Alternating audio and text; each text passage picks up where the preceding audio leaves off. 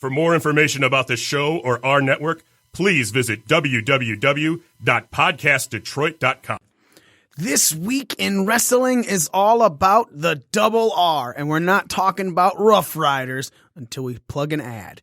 We are talking about the Royal Rumble, the Women's Royal Rumble, Raw recap, really raunchy people on Smackdown Live, and Ronda Rousey. We're going to get into all of that this week as we... You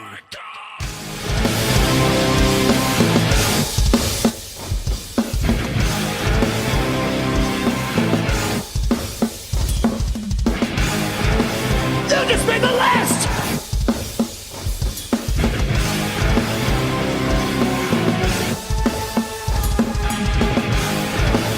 Kiss the ring.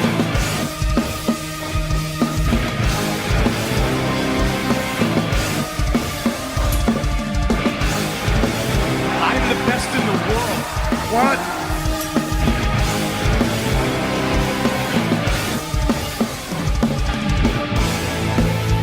Delete! Delete! Delete! Delete! Delete! Delete! Delete!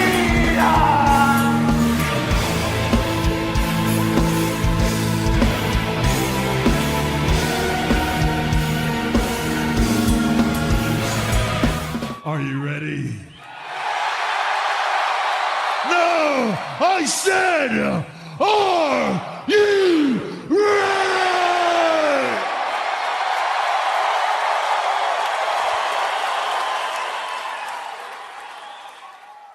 Finally! Ladies and gentlemen, you are listening to the most inappropriate pro wrestling podcast. You're listening to Breaking Down the Ring. We are your ring crew. Zeke, Joe, And me, the almighty one, Mikey. Orlando and Smitey the Mighty could not be here. They caught AIDS. Or the flu. Whatever the hell is going around killing everyone right now. that's what they get for making out on the show. Well, you know, they really wanted an Ebony and Ivory moment. So they were supposed to put it on Facebook Live and didn't do it. They wanted to make a swirl. Those are the best kind of snack packs. Oh, chocolate vanilla. I see nothing wrong with little chocolate and vanilla. I agree wholeheartedly with you.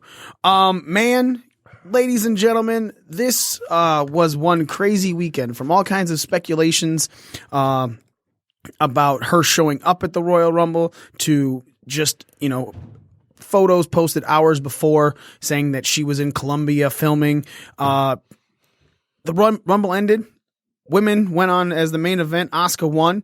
And as she's standing in the middle of the ring, pointing to the WrestleMania sign and looking at Charlotte and Alexa, all of a sudden, Joan Jett's bad reputation hits. And anyone who's followed UFC knows that's Ronda Rousey's UFC entrance music. So the crowd pops, then Ronda walks out, and crowd pops even hotter. She comes down. Maria Menounos speaks in her man voice.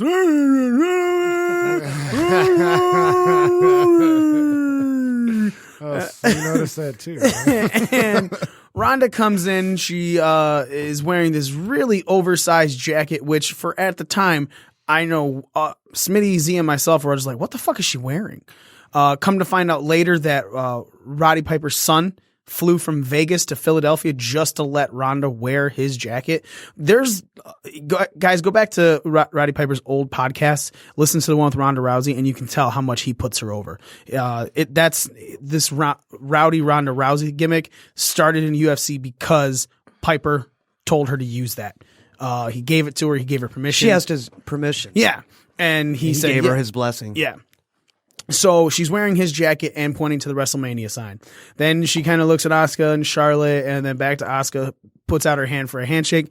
Asuka smacks it. She leaves the ring, walks to Stephanie McMahon, goes for the handshake. Stephanie is very hesitant and ridiculous on handshakes. Then she finally does it. Ronda walks up to the stage again, points to the WrestleMania sign, and leaves. Royal Rumble over. We all thought she was coming. There was a strong sense of she was showing up.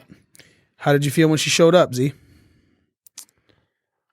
I was kind of thrown off guard. The music hits. I am not familiar with the whole Joan Jett being her. The Ufka? Me either. Yeah, so when the music hit, I was like, who the fuck is this? And then... Well, I knew it was her.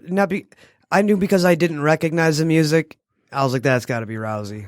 I didn't think that because as far as I knew, she had not signed a contract. Right. So I was like, so to me, in my mind, there was no way she was showing up. So I was like, all right, who is this? I mean, granted, you're talking 1-2 seconds. Then, like, before the camera even cuts to who it is, Notifications on phones. well, no, but you know by the crowd reaction who the fuck it is. Right. You know what I mean? But there was, a split second in there where I'm like, what the fuck is this? Initial reaction. I didn't mind her. Are we going over the whole, how I feel about the segment as a whole? That's what I want. All right, cool. I don't care about the Rowdy Piper stuff. I know he gave his blessing, all that, so that didn't bother me. I was wondering about the oversized jacket because, it was clearly too big for her. Right. So to find out... In the moment, you're like, what the shit? Yeah, and then afterwards to find out how it's actually a pretty cool story that she got the blessing, she got the jacket, and it's kind of like paying homage to Rowdy Piper. So that's pretty cool. But I think it totally took away from your first ever Women's Royal Rumble. It literally stole history from you because nobody is talking about the Women's Royal Rumble. Everybody, even the participants from the Royal Rumble, are talking about nothing but Ronda fucking Rousey. So it totally took your moment of history and made it less in value than it really should have been. It should have been a very historic moment. And now everyone's going to remember it as, oh yeah, that one time Ronda Rousey came out, not, the first ever Women's Royal Rumble. Joe? I agree. I agree with that for the most part, but I'm not sitting here as a fan, pissed at Ronda. That's not really her fault. No. See, that's her booking. That's what I she's said. booked I go, to do. it's management, not her. I guess I can see some of the other women wrestlers. I get their beef, but again, I think their beef is a little misdirected. When they directed at Ronda, they should be a bit more pissed off at the office, I think, for that booking decision. Because Ronda, she's just doing her job, man. Right. They flew her in from Colombia and shit to do this. That's on the office. I agree with that wholeheartedly. Ronda had some words. WWE posted this on Twitter. The exclusive Ronda Rousey offers her candid thoughts just moments after seeing the WWE Universe in the Royal Rumble. Please don't have an ad. So, Ronda, you just appeared on Royal Rumble. You just ran down and took selfies and hugs with the fans. Talk to us about what's going through your head right now. I really don't know. I don't know how to process this. This is not something that I do every day, and this is very different than fighting. I haven't walked into anywhere to enjoy the event. I walk into places to enjoy the result, and it was a real pleasure to really be able to soak up and enjoy and savor every single second. And I'm just so incredibly lucky, man. I'm aware of it. I'm very aware of it. Talk to us about how long this has been a dream for you. How long has this been something that you've wanted to do? This has been a dream of mine since before I could talk. And when I was trying to say Hulk Hogan, all I could say was Bulgren. It's been a dream of mine since when I started MMA, and I asked Roddy Piper if I could, have his name. And this has been a dream of mine since me and all my girlfriends, all we would do every night is, sit around and watch wrestling together. And that was what bonded us and brought us together. I mean, it was no matter how much I try to do other things in my life, this kept following me around, and it's time to take a hint from the universe and go for it. So we all know, even when she was on Piper's podcast, she talked about it. She has been a lifelong wrestling fan. So this isn't. She's totally fangirling right now. But that's it's not like she signed on for a full-time contract. She is not Brock Lesnar, right? She signed on. She's supposed to be making dates. She's supposed to be there consistently, not once or not like 10 times a year. Ronda Rousey signs a full-time contract is not on Raw. I mean, but the reason she wasn't on Raw, she's got to finish that movie in no, Colombia. I know it's funny how like it comes out like on ESPN, like Ronda Rousey signs a full-time contract, and then the very next night she's not there. I'm not sure of the exact dates or whatever, but I already read like as soon as she's done with that movie, she's scheduled to report full-time training at the PC. Yeah, like, she immediately following the movie. I think this is reshoots, and so from what I heard, it's like done February 6th. So is she going to the Soon main then. roster or Yeah. NXT or what? That's a good question. I don't know. Dude, what do you she's guys? she's what do you fucking guys main think? roster. There's no reason. So my thought process on this is, I know you said that the Royal Rumble moment was spoiled, and because when history's going to bring this up and talk about the first ever women's Royal Rumble, they're not going to mention Ronda Rousey's debut. They're going to mention the Royal Rumble. It's the same thing they've done. WWE writes their own history. And you're going to be pushed into this whole thing where when you're talking about it, Asuka won. Asuka won the first ever women's Royal Rumble in the WWE thing of history. Now, right now, dude, this is as big as when Tyson hit fucking WWE. The only difference is there wasn't anything major historic event going on there. This has got more eyes from other sources of media on WWE than anything since Tyson showed up, even more than Mayweather, when Mayweather was doing the WrestleMania appearance with Big Show. This dude, you said it yourself. You got a notification 2 seconds after she showed up saying ESPN WWE signs former UFC star Ronda Rousey to a full-time deal. Yeah. Like seconds after she shows up. You know, this is something that's going to explode the eyes, especially right now for WrestleMania season. And that's all WWE cares about. WWE cares about their bottom line, their shareholders. They are a publicly traded company. In the annals of history, when it goes forward, it's not going to be like, oh, the first ever women's Royal Rumble is when Ronda Rousey showed up. No, she showed up at Royal Rumble 2018. Not during the first ever women's Royal Rumble, because then her being in the match then says, oh, she debuted at the first ever women's Royal Rumble. Then it takes away from the history. Then it takes away from everything you talk about later. Because right now, you saw Hacksaw Jim Duggan in a promo before the men's Royal Rumble, right? And just talking about, he's like, that day was just another day of work for us. We didn't know it was going to be anything this big, you know? And they talk about how he was the first ever Royal Rumble winner. They're gonna write their own history. Right now, though, the media is what's focusing on Ronda Rousey. The media was not gonna focus on the first ever women's Royal Rumble. They weren't. They would have said something, but not to this extent. That I agree. No, they probably wouldn't have said anything. Yeah, maybe on ESPN, ESPN 14 or whatever the fuck. Sports Illustrated would have said something because they have the weekly mustard. They might have sent out a tweet about it so WWE could show it on their live fucking show. I don't know. No, I mean, you are right. I mean, it is mainstream attention. Right. And that's just what it is. Now, you have women superstars who are upset. Well, yeah. And bitches don't like other bitches. So when WWE posted this they posted an up next moment, so Raw kicked off, and the second segment is when they were talking about Ronda Rousey. So they put out a tweet, up next, we relive the moment you've all been talking about. Hashtag Raw, hashtag Royal Rumble, at Ronda Rousey. Excuse me. And Nia Jax quoted it and said, cool, she's here. I guess 30 women making history can just be forgotten. Nikki Bella. Wonder what all they posted the candid comments for Ronda that we just listened to, and Nikki quoted that and said, wonder what all the 30 other women candid thoughts were too. Like, you know, that's I get it.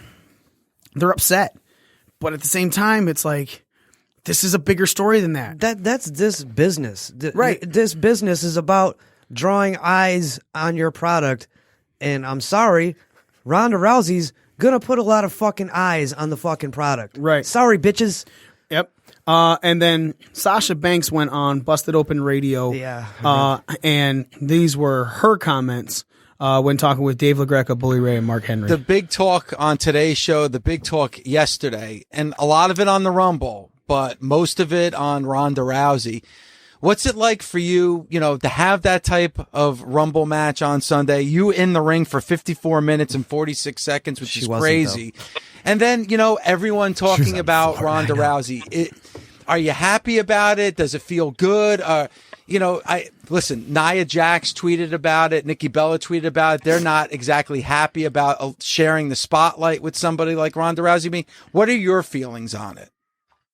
My feelings, and sorry to do it to you guys, but, I have nothing nice to say, so I can't say anything at all. So that's it. Wow. Wait, time out. Breaking news. Time out. There's legitimately nothing positive about it? I have nothing to say about it. Nope.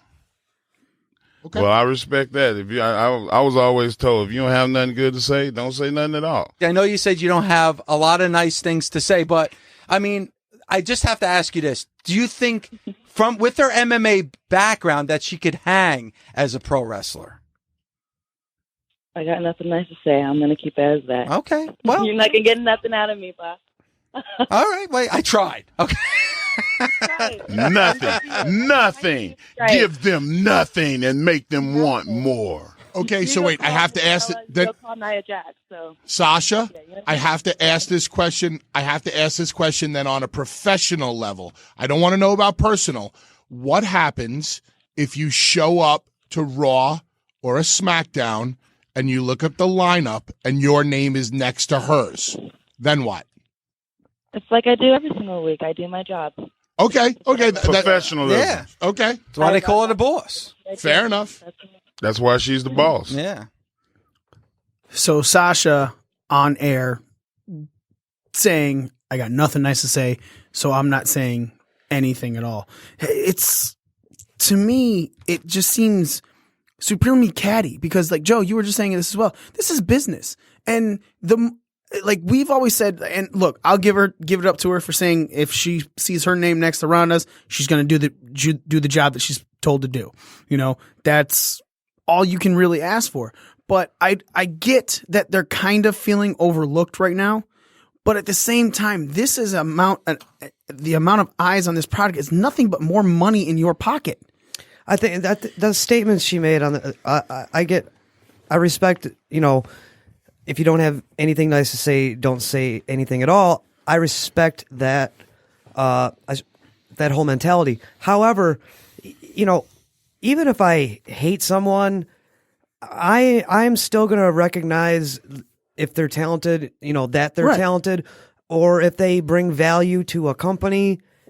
Whether I hate them, even if I hate them, it's not like I'm fucking blind. I can still see why they're where they're at, right? Right. So for Sasha to say that, like, if she doesn't see the value of Ronda Rousey to the company and the division, because whether Sasha wants to admit it or not, Ronda Rousey brings a higher level of legitimacy now to the women's division, which, the women's revolution, the women's evolution, it's going to do nothing but help that whole cause.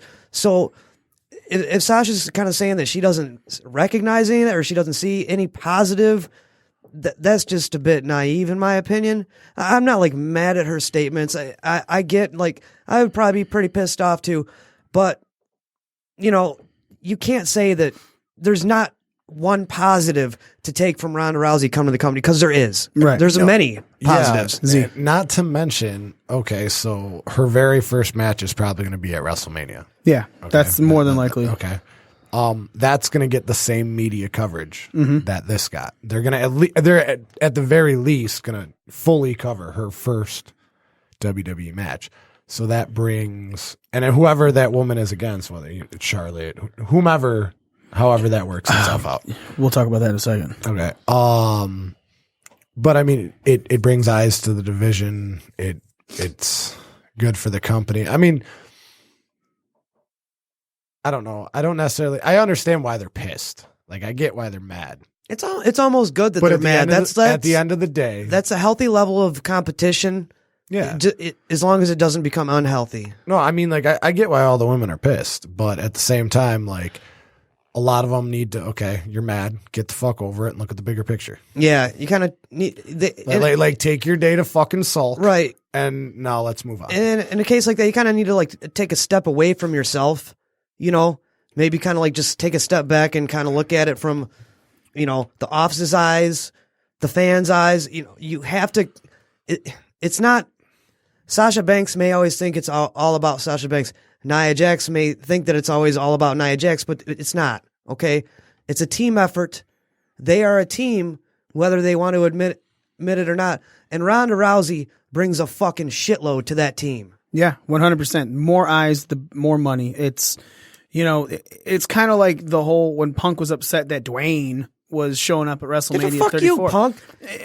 You're just the fucking Rock. Shut up, you know? Exactly. These are people that are going to bring more money, more eyes, and a bigger payday to you. So it's kind of like, you might not like it, but at the same time, there's more money there. You may not like it, and I get why you don't like it. But the fact of the matter is why I said earlier, that is this business. That's how this business works. The idea is to make money and get eyes on your product. And The Rock and Ronda Rousey are going to get people watching. End of story. Now segueing from Rock and Ronda Rousey to The Rock and Ronda Rousey. The conversation about WrestleMania opponent for Ronda Rousey is that it should be a mixed tag team challenge, mixed tag team match, where it's Triple H and Stephanie McMahon against Ronda Rousey and a partner. The current conversation is obviously, and it makes sense, The Rock. She was there WrestleMania 31 with The Rock, where she, you know, he brought her in from the crowd. But this is just coming. He had a flamethrower. Huh? No. Was that the next year? This is but the problem is there's The Rock starting a new movie filming in May, Disney's Jungle Cruise. Of course. And so and this is coming directly from WrestlingInc.com. So I'm just going to read. As noted, WWE is apparently planning to have Rousey and a partner face Triple H and Stephanie McMahon in a mixed tag match at Mania 34, according to a report from Wrestling Observer. In a mixed, it was noted that there were rumors of WWE trying to get The Rock to be Rousey's partner. The four shot an angle at Mania 31 in 2015, where Rousey came to The Rock's assistant to fight off Triple H and Stephanie. While shooting the film wouldn't commence until after Mania, putting together a match might be difficult due to insurance issues. Producers insure the cast of a movie in case actors get sick, injured, or die during filming. The Rock was injured during his match with John Cena at Mania 29 in 2013. In addition to missing doing media for the movie Pain and Gain, the injury forced the production of Hercules to be moved several weeks. Oh, so hold on. So he legitimately got hurt. That wasn't kayfabe for why The Rock wasn't coming back the next day? He really tore his bicep? No, it was a stomach thing. He tore his abdomen, actually. Yeah. Oh, yeah, he went. He was getting pretty gassed, and he went for that one rock bottom, and he fucked himself. Yeah. And so yeah, because of that, that's why there's talk that now that he might not even be at WrestleMania. Yeah, I thought that whole program was supposed to happen, you know, like a year or two ago, but it just kind of fell through. I kind of thought that was like in the rear view mirror by now. She was still under contract with the UFC. I don't know if it and that may have been why it fell through, because Dana wouldn't let her do it. At the same, we also thought that that's why Vince let Brock do his thing so that we could get Ronda in exchange. What it was is, I'm pretty sure what they did was they let die down her losses. She lost 2 in a row to finish, and her last 2 matches of UFC. Oh my God, the fucking fake ESPN Twitter thing. Did you see that picture? It's like Ronda Rousey on the it's like a picture of Ronda Rousey, and she's like, my road to WrestleMania starts here, and it's her in the leather jacket pointing at the sign. And then under it, some guy goes, no, I think it was here, and it's Holly Holmes kicking her in the head. That's very funny. But yeah, so when you come, all the steam that she had before those 2 losses kind of was killed. So it's very possible that they were like, all right, we're going to let this die down for a little bit. And they're obviously not going to talk about those losses. They're just going to talk about how she was the most dominant female in UFC history, you know, which 14-0. At one time she was. Yeah. Even now she still is. No one's done what she's done. You know, she might not be the champion. No one's gone 14-0. Yeah. Being the champion, she may not be the champion anymore. But as far as the record and the wins and the fastest tap out for a woman, that's all her. Look, I'm a fan of hers. I was, I was disappointed when she lost. I was bummed out for her. It would have been, and as a wrestling fan, how cool for us would it have been to say, like, look at this bitch fucking walking out undefeated, retiring undefeated, and then taking the Kurt Angle path into WWE. That's some hot shit. Yeah, would have been great. So that's probably why it didn't happen a couple years ago, what you were saying, but it's still a built-in story, so they could still go with it, but now maybe Kurt and Ronda. That would be. That's my thought process. That now. would work too, because the whole Survivor Series thing with Kurt and Tripp. Yep. There was a little seed planted there. So that because there was all that talk about Kurt Angle versus Triple H, and man, I still don't want to see it. I really don't. Kurt just looks old now and stiff in the ring, and it sucks because it's just all of his injuries. I feel like it tarnishes his legacy so much more, but that seems to make sense right now. If they can't get Rock, that it would make Kurt Angle, who has had MMA fights. Bring back CM Punk. Team UFC versus Team WWE. No, I don't want Punk back. I want AJ back though. Yeah, his wife can come back. She was great. I liked her. She was amazing in the ring. What matchup would you want to see, Z, if they do the mixed tag match? I'm going to be completely honest with you. I don't want to see either of those matches. What do you want to see? I don't know. I mean, I would like to see Ronda in the ring before WrestleMania at some point to kind of like gauge where she's at. And if she's not, if she's still real green and she's not ready for it, you're going to be in front of 100,000 people or more. I think you save that for next year's WrestleMania. I think you save it until you can actually gauge where her skill is in the ring, because the problem is if she comes in with all this fucking hype and she is awful in the ring. It's too late for that, man. She already pointed at the sign. I know, but sign pointer. The sign, several times. The sign did not say WrestleMania 34. It just said WrestleMania. I'm just saying. Every WrestleMania logo is different, and that logo represents this upcoming WrestleMania. But like I said, and obviously they're going to train her and keep an eye on her and have her doing everything she can to be prepared for the match. But what it comes down to is I get to see Ronda Rousey, who I don't know if she can wrestle or not, in a match against Stephanie McMahon, who I would not be mad if she was just taken off TV completely. And then Triple H and or The Rock or Kurt Angle. I definitely 110% do not want to see Triple H and Kurt Angle. I'm equally as bored about The Rock and Triple H, but at least I know The Rock could still go. Whereas Mikey was just talking about Angle getting gassed, and no. Yeah. None of it until I personally know, like I can watch a Ronda Rousey match and be like, all right, this could be decent. But you're not going to know until WrestleMania when it's on the grandest stage of them all. So, it can't be Kurt Angle. It has to be The Rock or somebody else, because if Ronda goes out there and falls flat on her face, you at least need two decent wrestlers that can put on a decent show to make up for that. Yeah, and I don't think Triple H and Angle does it.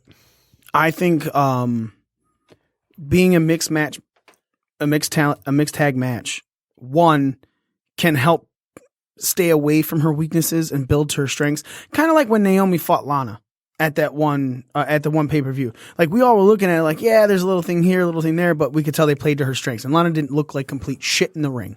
Right. She didn't look phenomenal, but she didn't look like shit. She didn't look like Michelle McCool and Kelly in the Women's Royal Rumble. So, long-term booking-wise, though, at 34, you have the mixed tag match with Ronda. That's like her debut.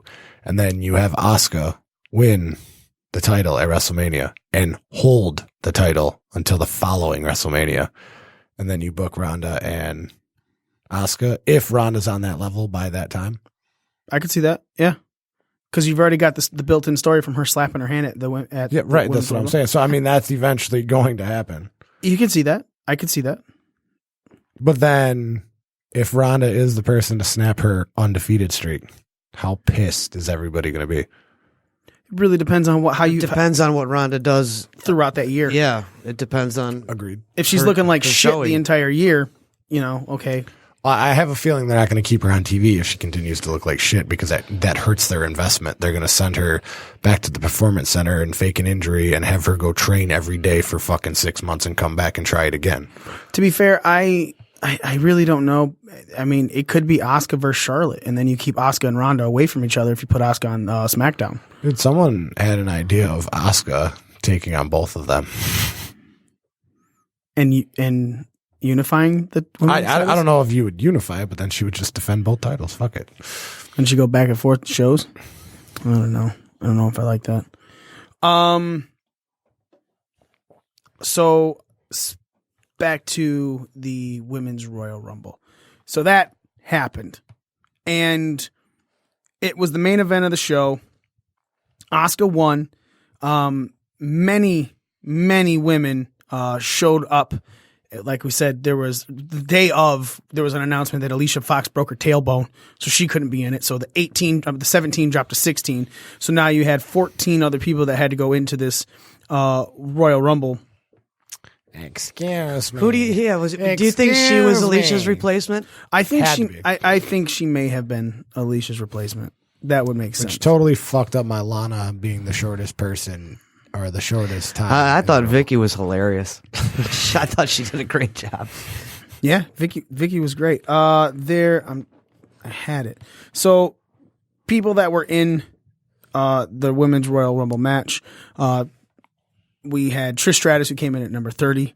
Michelle McCool was in at number 12. Michelle McCool was in at number 14. Molly Holly, number 12. Tori Wilson, number 9. Lita came in at number 5. She had a couple eliminations. The Bellas came in at 27 and then 28. Beth Phoenix at 24.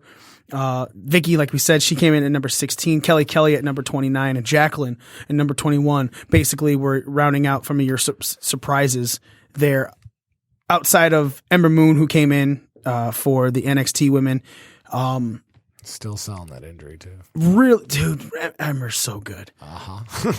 So the Women's Royal Rumble, we all said it has to be good. It had to be something that we could see and think about for time, because there's been matches where they've promoted as the first ever women's something, and it's just have been lackluster.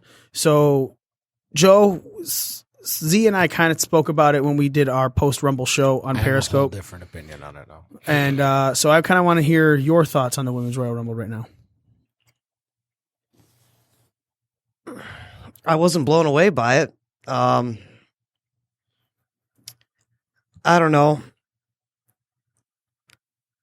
I guess it was historic in that they booked it and hyped it as being historic in that it's a first-time event.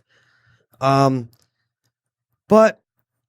Ronda Rousey's appearance did take. I'm just talking about the match. I know. I'm giving my whole synopsis here on my thoughts of it. I thought Ronda Rousey's appearance did take the luster off its shine a little bit.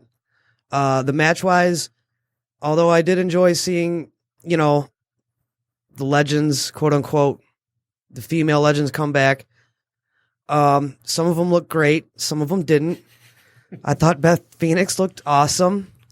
Tori Wilson looked awesome on her way down to the ramp. Same with Kelly. And that changed when they got in the ring. Like Sasha, 57 minutes or whatever it was in the Rumble, 25 of that was spent on the fucking floor. Yeah. I mean, and she's not the only, there were several women, like, they would just clear the ring to let two other girls do their fucking spots. It got so bad. Like, I literally at one point asked my girlfriend, I'm like, dude, is Sasha still in this fucking match? Yeah. And she's like, yeah, she's just bouncing around. She's just taking a cigarette break on the outside.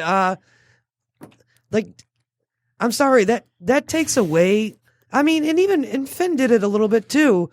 He had probably 10, 15 minutes on the outside. That takes away to me, like, oh, well, I lasted 57 minutes in the Rumble. Well, like, Well, I could do that too if I spent a fucking half an hour on the floor. Yeah, like Ray spent 62 minutes in the ring. Sean, before him, spent 58 minutes in the ring. Did he spend 62 minutes in the ring? Have you gone back and watched to see if Rey Mysterio was on the floor? I'm not sure. But what you're not saying is you're not getting everyone saying the same thing like you guys just said. You said the same thing after the show as I'm saying right now. You don't hear people talk about like, oh, Ray was in there for an hour, but he spent a half an hour on the floor. You just don't hear people say it. Because it didn't, I mean, he may have spent a little bit of time on the floor, but not so much that it was like really glaring and like outstanding how much she's on the floor. No, me and Mikey were watching it, and Sasha would get hit, and she'd roll out to the floor and be, oh, there goes Sasha again. But now, I had the same conversation with my roommate, and he hit me with some perspective on it. He actually liked the fact that they all kind of rolled to the floor, like at one time they were all like outside of the ring. And his reasoning for it was because it was something different. It wasn't the same thing you just saw in the men's. Like, this is something different. So it's like one-on-one, and then like a girl comes in. I mean, eventually they all revive and get back in the ring.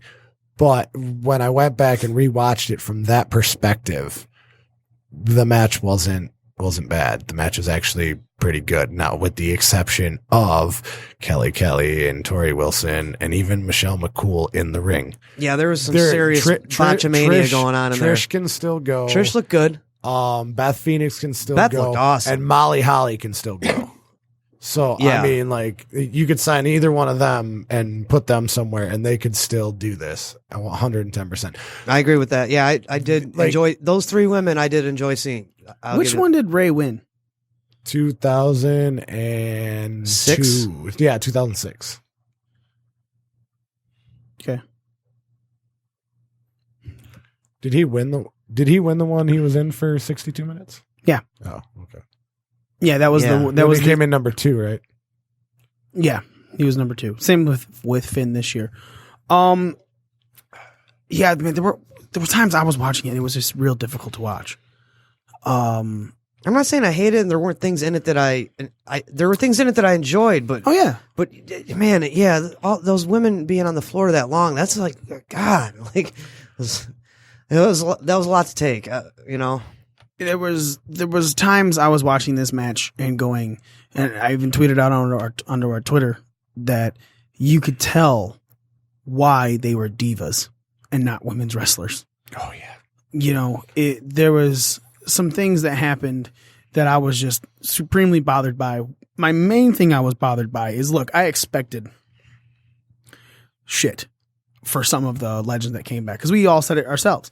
You know, when we were talking about how the women all came out in Raw 25, we literally were like, there's 2 wrestlers on there, you know, and that being Trish and Jacqueline. We knew everyone else was meh. But what really gets me is the most eliminations was given to Michelle McCool with 5. Yeah, what's up with that? That's what I'm saying. So is that like because it's Taker's wife? But it doesn't make any sense, though, because, okay, you're trying to build up Nia Jax as a legit badass, correct? And I thought Nia had a decent showing in the Rumble, actually. But she only had 4 eliminations. And she spent some time on the floor.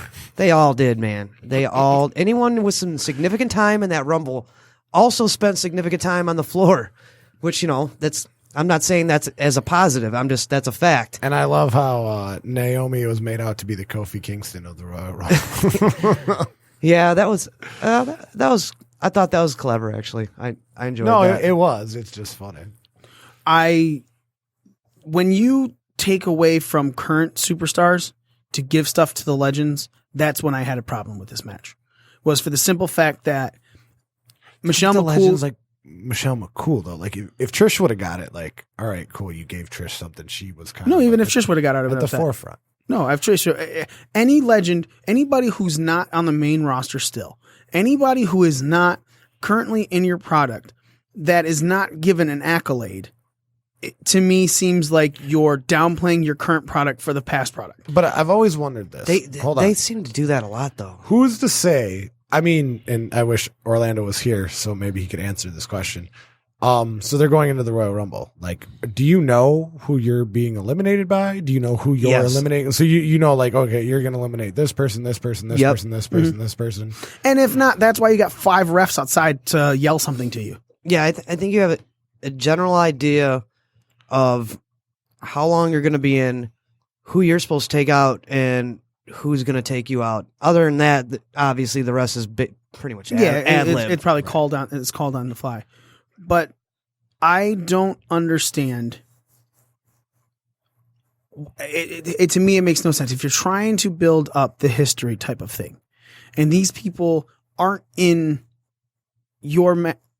your roster, aren't on your current product, don't even show up on a regular basis, there's no reason that they have to take over some of the things that when you do look back on things, you know, when the annals of history play it, they're saying right now, Michelle McCool, if by the numbers, comes up next year, 5, the most eliminations by a female competitor, and that's Michelle McCool. How does that look? Like, are you serious? Because you had Tamina and Nia Jackson there, and Asuka in there, the most dominant women in this, as far as size and how they're built by your company. And when by the numbers comes up, you hear most eliminations by Michelle McCool. Yeah, and Tamina they made her look bad in that Rumble. Yeah. She was like in and out. She looked awful. Why were they all wearing white too? You know, Samoa. Yeah, so that was a huge problem to me. And so when you have things going on like that and you're completely displaying absolute I don't give a shit how this looks to anybody else, this is how it's going to look, and we're giving our Hall of Famers Michelle McCool's not even a Hall of Famer. We're giving ladies who used to wrestle with us these significant moments.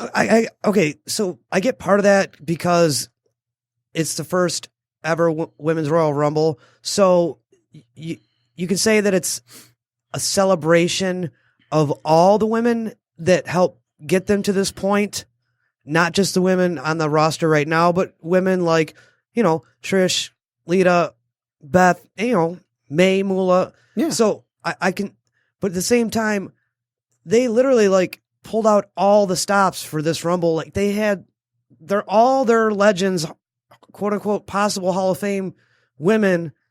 They pulled them all for this. So like, what are they going to do next year now? Like, and the other, well, hopefully next year. Like I wanted to see more bigger roster. Yeah, and I wanted to see more like newer, like maybe some of the women that competed in the Mae Young, right? Like a Rachel Ellering or a Tess Blanchard. Maybe they do that next year. Hopefully, Tess Blanchard she's wrestling with indie companies right now, so it's like they weren't going to do that.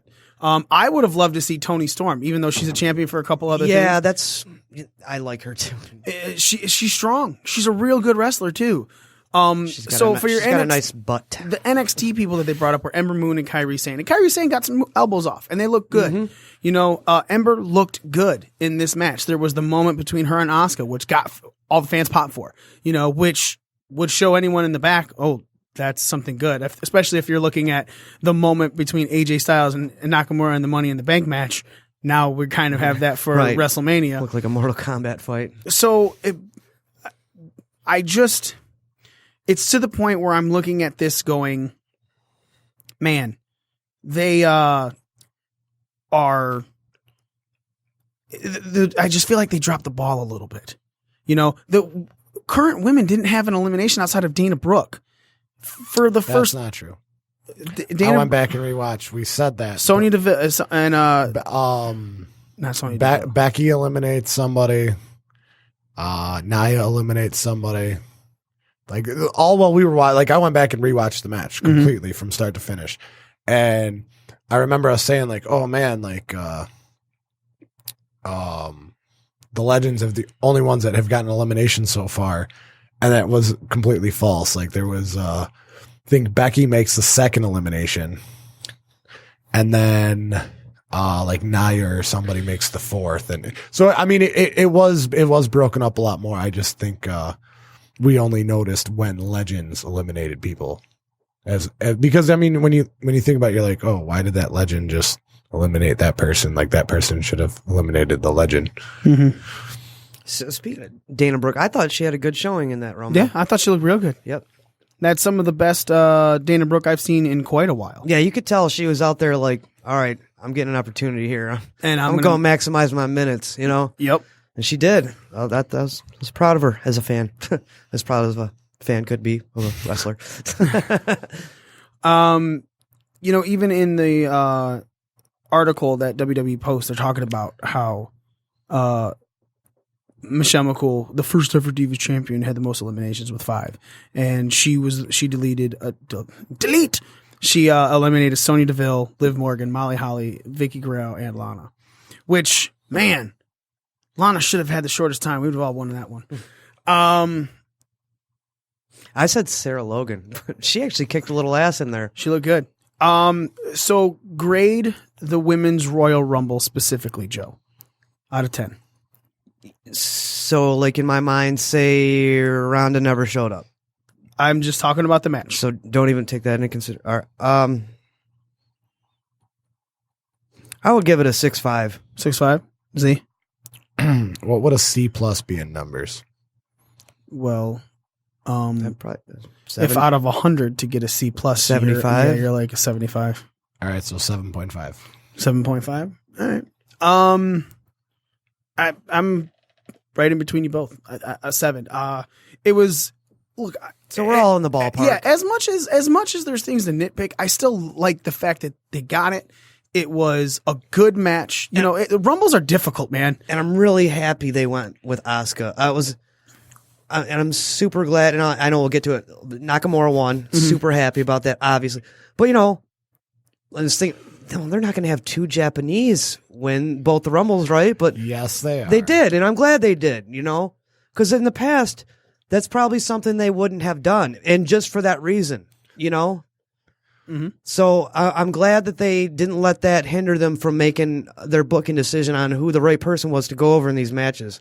And as Joe has already stated, now we're going to get into the men's Royal Rumble match. Nakamura winning that match. In the middle of the card, so it was the 2 SmackDown matches. You had AJ versus Cammy for the leadoff show. I mean, for the opener, the curtain jerker. Then you had the Usos defend against Chad Gable and Shelton Benjamin. And then the men's Royal Rumble happened. Z, talk about how your feelings for this one was. I really liked it. It was better than most years. The only legends you really saw were Ray and who looked fucking-tastic, by the way, and Hurricane Helms. That was cool. Yeah, I like that a lot. Totally did not see that one coming. Nope, that one. Stand back. In fact, the minute I heard his music, I was like, "Oh, it's gonna be our new GM for 205 Live." Like that's honestly what I thought. That was cool. I definitely popped for Hurricane Helms. I mean, even Ray. I kind of had a suspicion Ray was going to be in it. There was just a lot of rumors and whatnot, and that was one that I actually sought to be true. Man, I did not see that coming. It was a solid match. I mean, there's not really anything bad. There wasn't a lot of botches. And I mean, you got your Kofi moment with the acrobatics. That was funny. And the pancake. That was so good. Yeah, that was very good. Corbin moment where he fucks up Heath Slater, and then every person that comes down kicks Heath Slater. That was good too. Right. It was entertaining. It was fun. Everybody went when everybody should have went. You know what I mean? It was just everything came together in this Rumble, and we actually got a winner we wanted to see. So I mean, Sheamus got the shortest time. It was after everyone kicked Heath Slater's ass. Heath Slater eliminated Sheamus. Sheamus threw him in. He's injured, and I believe he's the one who eliminated Santino in a second. No, that was Kane. But Sheamus did win a Rumble, and he beat, I wasn't ready. I was not ready. And of course, he beat Daniel Bryan at that WrestleMania in 8 seconds. So maybe this is a little homage to that, but back on his way, God, that pissed me off when that happened too. I was really pissed. Joe, talk about the men's rumble. I liked it a lot. It was the best one in 5 or 6 years. Because of the winner or just overall match? Both. Oh yeah, both. They didn't have some stupid entry like JBL coming in off the fucking commentary table. Although I thought the King was coming in, that's why he came out in full gear. But yeah, we thought that. Good kayfabe. Yeah, and, you know, the surprises they did have. I mean, Rey Mysterio. God, sign that guy. I mean, really. I'm pretty sure this is just a one-off, but dude, he looks great. Last time I seen him wrestle, like in Lucha Underground or wherever it was, he had a great match. Mm-hmm. And yeah, Hurricane was very good. That was fun. Finn Balor, I picked him to have the longest, run in the Rumble. He did. I'm glad he did. Although I kind of have a bit of the same complaint with him as like the women, because he did take a kind of long powder outside for a while, maybe 10 minutes or so, 15. Finn did, but no way. Yeah, yeah, he did. Yeah, he did. But all in all, I like the Rumble.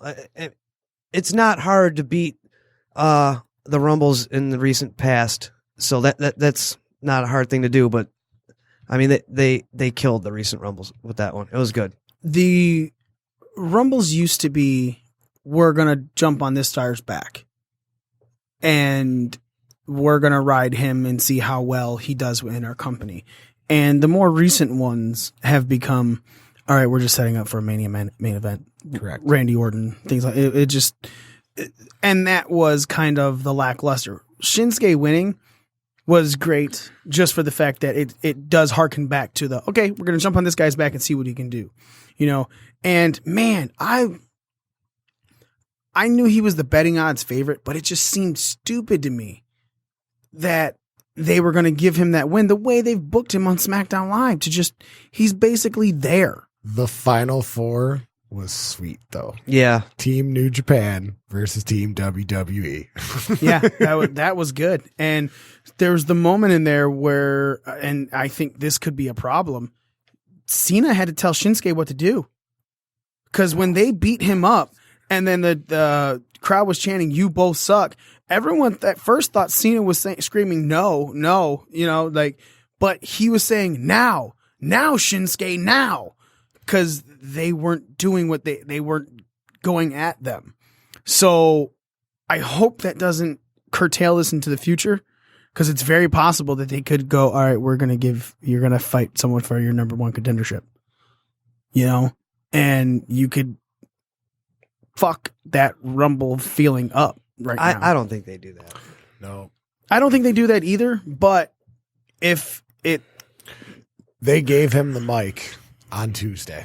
I don't know why they keep giving him a mic. I know he didn't talk this much when he was in New Japan. All he said New Japan was yow. I mean, we'll get into that when we get to SmackDown. I think that Hurricane coming out, Rey Mysterio coming out was great.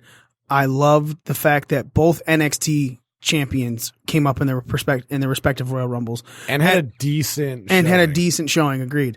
Almas was in there for quite a while, and then Adam Cole came in, nursing the injuries from his match, and crowd popped for him. So that means WWE's paying attention to that, because right when he comes out and he goes, "Adam Cole, baby," the entire crowd said it with him. I don't know why that's so cool. It just fucking is. It's just so over, dude. It's just so cool.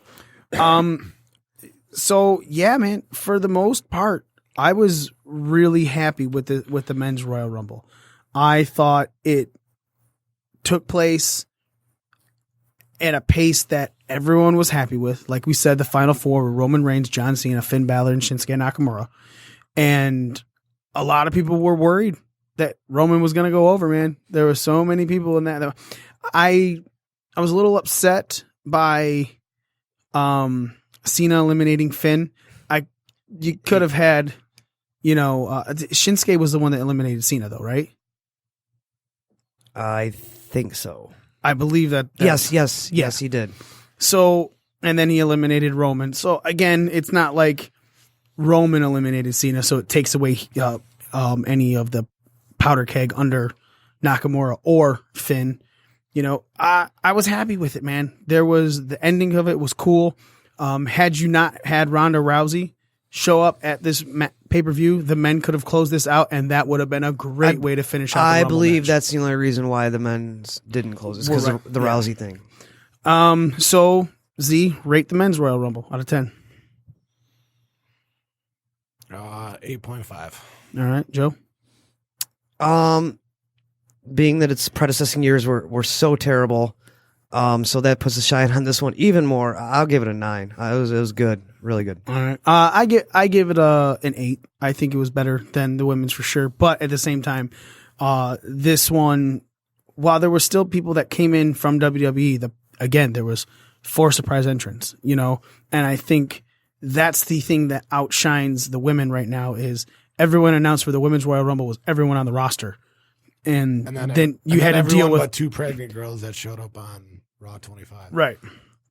So at least with the men, everyone that came in were people that were on the current roster minus Hurricane and Ray. But 2 great pops. And I'm pretty sure Hurricane got in there by that tweet that came out right after they fired Enzo when he goes, hey, WWE, I know a guy, and he's holding the WCW and the WWE Cruiserweight titles. I'm pretty sure that's when WWE was like, yeah, let's give him a call because that's genius, you know? Other matches in the Royal Rumble. This one, I think, caught all of us by surprise. Usually when there's a 2 out of 3 falls match, it's 1-1-1. Yeah, I still don't understand that. Yeah, man. What does anyone feel like that was Joe? Do you think that was a burial of Gable and Benjamin, even though they got the win over Breezango on SmackDown? Ooh, they beat Breezango. I don't know if. Whether they wanted it was, whether they meant it to be or not. If it could have inadvertently been a burial, but yeah, it definitely didn't make him look good. I'm sitting here, and a couple of my buddies too thought the same way, and that's how I picked on my PW scorecard.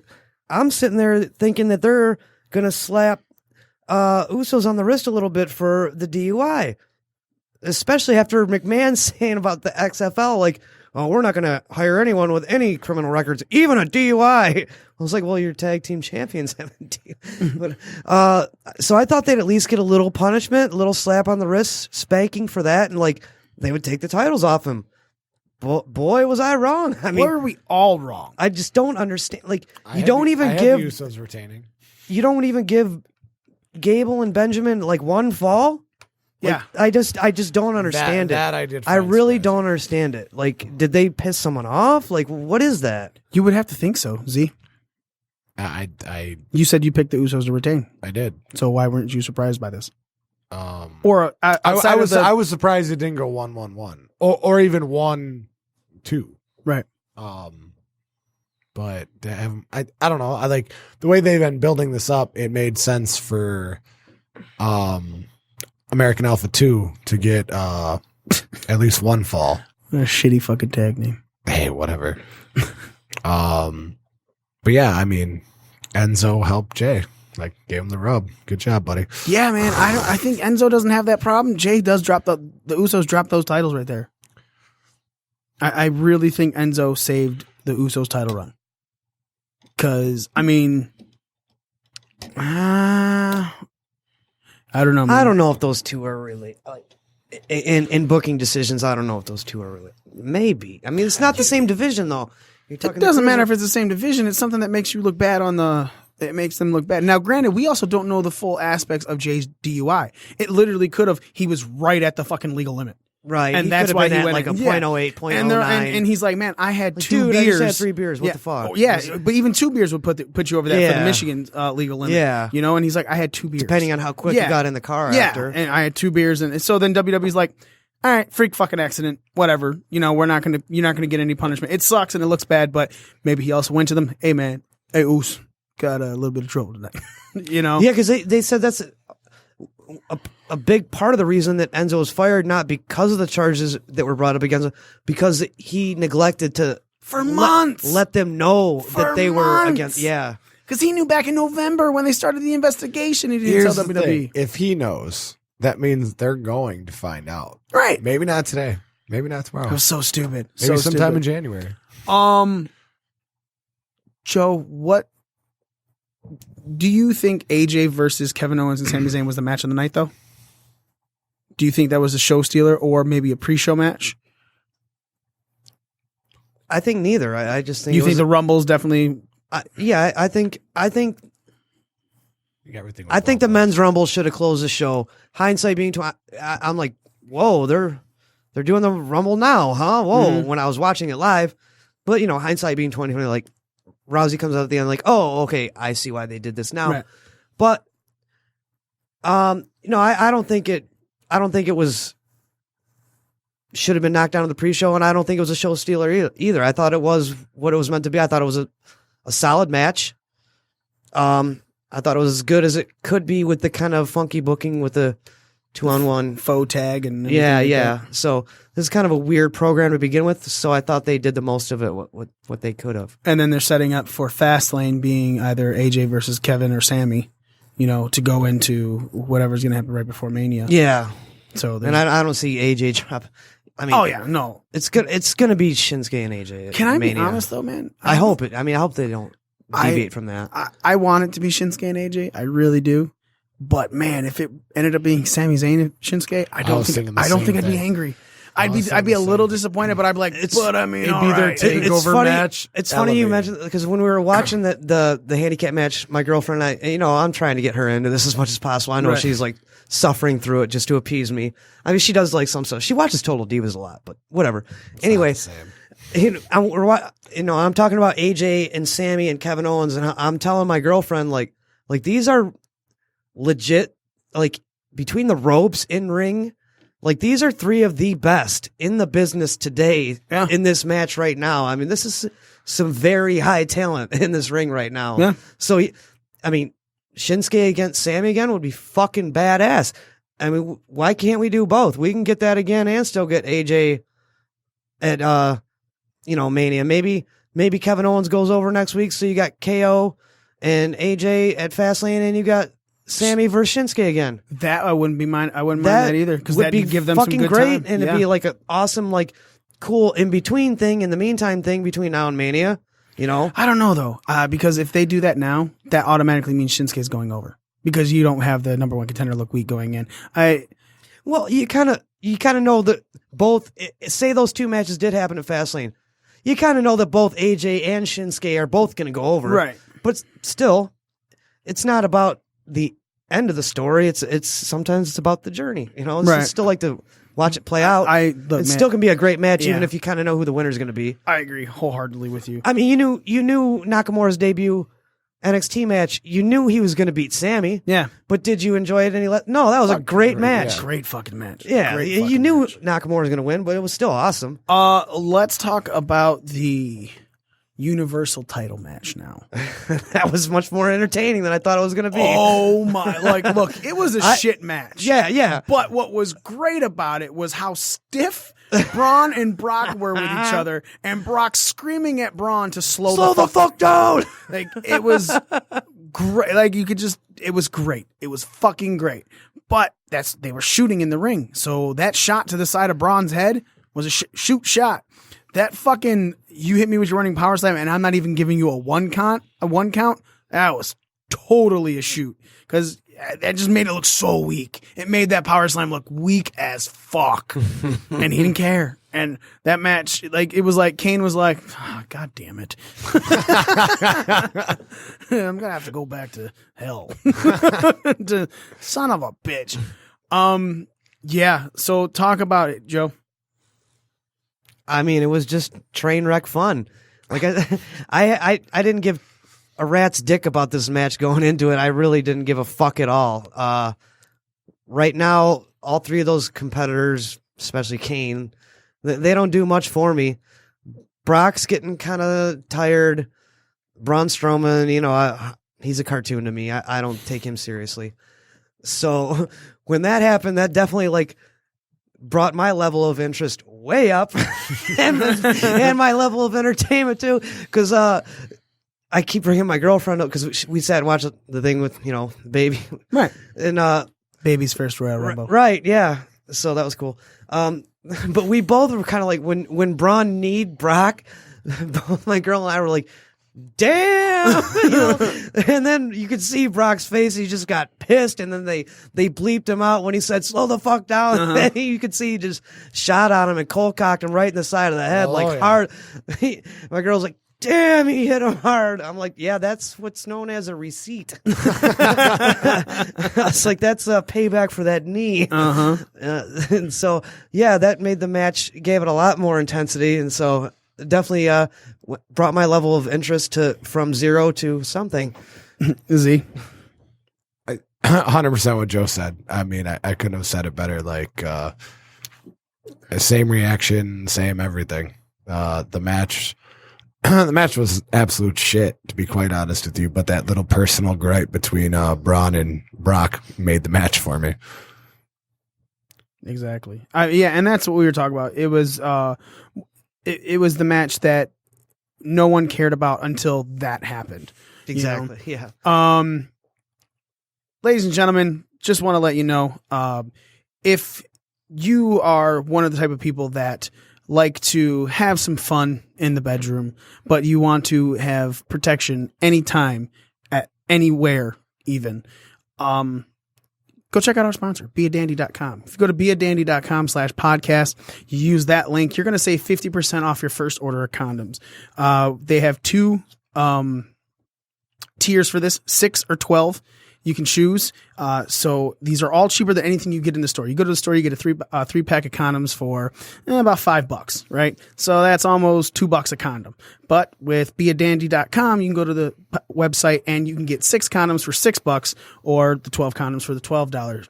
And this is a monthly service similar to Netflix, man. It's like Netflix for your dick. So you go there, they will provide you with discreet packaging. So at any time it's delivered to your door, it's not like, it's like, oh, here are my condoms. It's 100% without the awkward stuff that you deal with in the store where you're going and someone's kind of silently judging you for fornicating before marriage. And it's just, it's done. It's sent. You get it on your doorstep every month.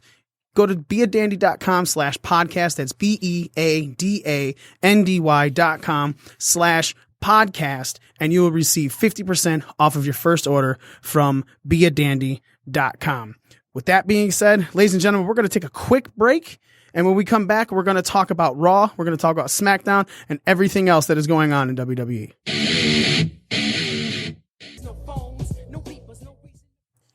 We are back, ladies and gentlemen. We are here. We are making conversation, and we're about to talk about Raw from Monday night. Raw started off with discussing how we're going into an Elimination Chamber pay-per-view, and that in the Elimination Chamber for the men, you are going to get it'll be for the number 1 contendership for the Universal Championship at WrestleMania, because the winner of the Men's Royal Rumble, Shinsuke Nakamura, said he's going to fight AJ Styles on the blue brand. So the red brand needs a number 1 contender. That's how you get it. Also announced on Raw, Stephanie McMahon came out to discuss how Ronda Rousey appeared the night before, and there was no Ronda Rousey due to her movie schedule. And from all reports, that's supposedly going to be done filming February 6th.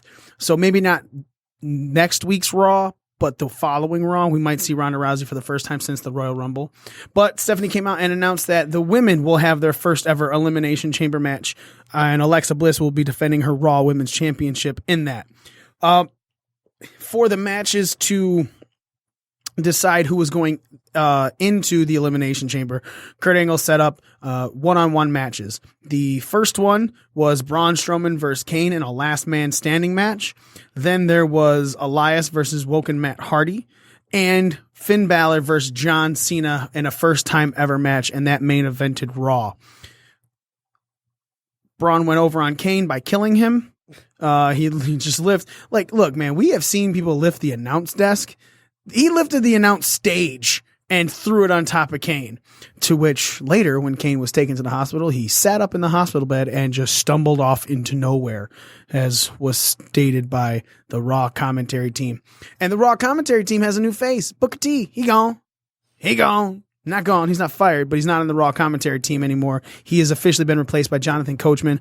Booker will still do like pre-shows for pay-per-views and things like that and be an ambassador. So it's not like he's fired. He's just not on the Raw commentary team anymore. Elias defeated Woken Matt Hardy after a Bray Wyatt interruption. And John Cena defeated Finn Balor with an avalanche AA from the top, from the second rope. He was standing on the second rope. Hit him with that because Finn kicked out of the first AA, which... Let's kick off with that match because right off the bat, I mentioned it and Joe was just shaking his head. Joe, why aren't you happy about that? Goes back to the Rumble. And right before the match started with the Club and the Revival, because I picked the Club, and I'm like, before the match even started, I'm like, man, I made the wrong fucking pick. like why would the Club win again? If the Raw 25th anniversary thing was not a burial of the Revival, which we've kind of determined that it wasn't, then there's no reason why the Revival wouldn't win. And that's what I was thinking going, I was like, win, which they did. And I was like, yeah, fuck, I made the wrong pick. So, and then later on that night, we get John Cena eliminating Finn, which is, kind of the reason for this match the next night on Raw, from the Rumble. And, and then we get Finn, and this is on Raw, we get Finn in the Club cutting a promo, selfie mode, which seems to be a thing now with the company. Right.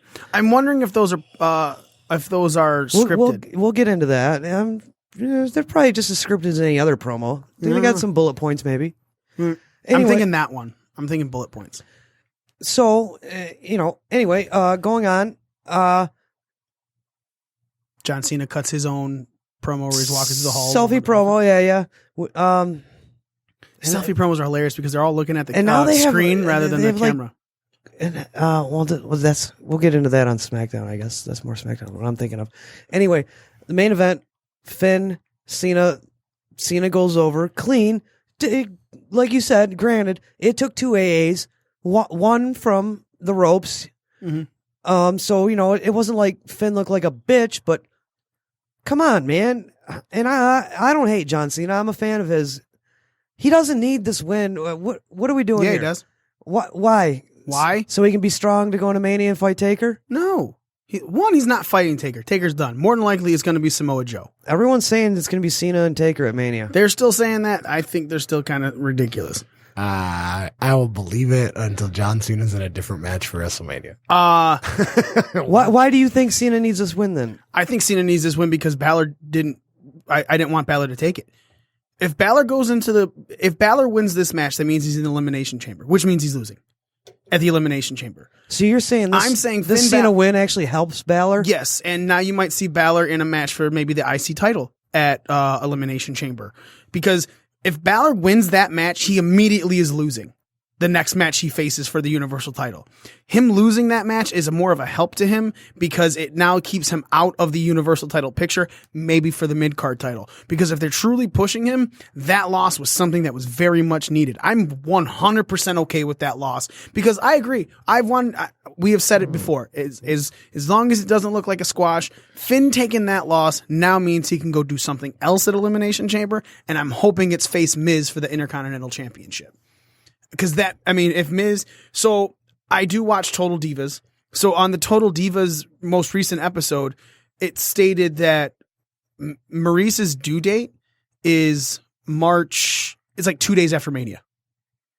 Is it Mania in April? April, whatever. So it's literally like 2 days after Mania. And they were like, he goes, that's like right after the weekend of WrestleMania. He's like, he's like, can you work with me here? Like making the joke, and he was even like, God damn it, what kind of a dick am I? I'm talking about work and this is my first child. But so that means Miz might not be part of Mania. And if Miz isn't part of Mania, then to write him off, he drops that title to Balor. And Balor's your IC belt holder going into Mania possibly. So, that's just my thoughts and speculations on, if we're really going to push Balor Club. But yeah, him winning that match would have been a bigger detriment to his push than him losing that match. So you like it just because you didn't want to see him win and go into the Elimination Chamber and get eliminated from it? Yeah, because anyone who goes in that Elimination Chamber that's not Roman Reigns is losing. does that mean, okay, I agree with you on that, but does that mean that every other participant in the Elimination Chamber is then just by proxy buried because Roman Reigns wins? No, I'm saying that there's ways to make people look strong in that match, but if you put Finn in there, because here's where I kind of differ from your thought process. Like you're kind of like, okay, it's acceptable for Finn to be at the top of the mid card run, like be the IC guy, or start getting a push like that. Yeah, I'm a fan of Finn. I think he's higher than that guy, higher than mid card guy. I disagree with you. That's fine. I'd like to see him sniffing around that universal title. I'm agreeing with that scene. Not that I don't like I love the IC belt. A lot of respect for that belt, and I wouldn't mind seeing it on him. But I just feel like he should be in that main event. If not, he already held it once just for a night because of the injury or whatever it was. But he needs. I think he needs to be in that picture for the most part at all times for the foreseeable future. He won't be in that picture until after WrestleMania. He's not going to. I don't think he deserves. Look. Yes, I agree that Finn Balor deserves to be in a top title contendership picture. I don't think he deserves to be there on Raw, because if you keep him there on Raw, your Raw big guys are just dominant. You got Braun Strowman, Brock Lesnar, Roman Reigns, Samoa Joe. These are, granted, Balor's beat Joe, so Joe is kind of your lower tier for that. But you're not going to put him in there and all of a sudden the dominance you've built up with these guys, break that down for him. You put Finn over on SmackDown? Look, I'd love that. I get the big guy, small guy dynamic, but with proper storytelling, you can make it work and make it believable. I mean, let's look at Daniel Bryan beat Triple H, and then he beat Randy Orton and Batista in a triple threat later the same night. You think they could build a story to make Finn Balor look like he can beat Braun Strowman? Yes. Yeah, you want to know why? Without making Braun look weak? No. Yes. Here's how. Here's how. Braun Strowman is not a heel. He is not a chicken shit. He does not cheat.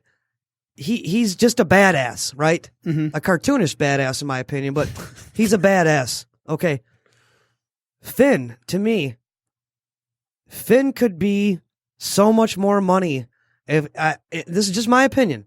If they just took him, and they're already kind of putting him back with the club, the Balor Club, and just turn them dirty, nasty heel. I mean, vicious fucking scoundrel fucking scathing fucking heel, where they just don't have any morals. They don't care what shortcuts they take. They don't care who they step on, step over, hurt to get what they want. They get what they want by any means necessary. And if that means winning by numbers, so be it. And that's how you beat Braun with Finn. So you're telling me that the guy who flips over semi-trucks, the guy who is lifting stages onto other performers, that 3 guys beating him up in a match that has disqualifications in it, right? Who says maybe you can book it with no DQ somehow? So you get one match like that, then maybe 2.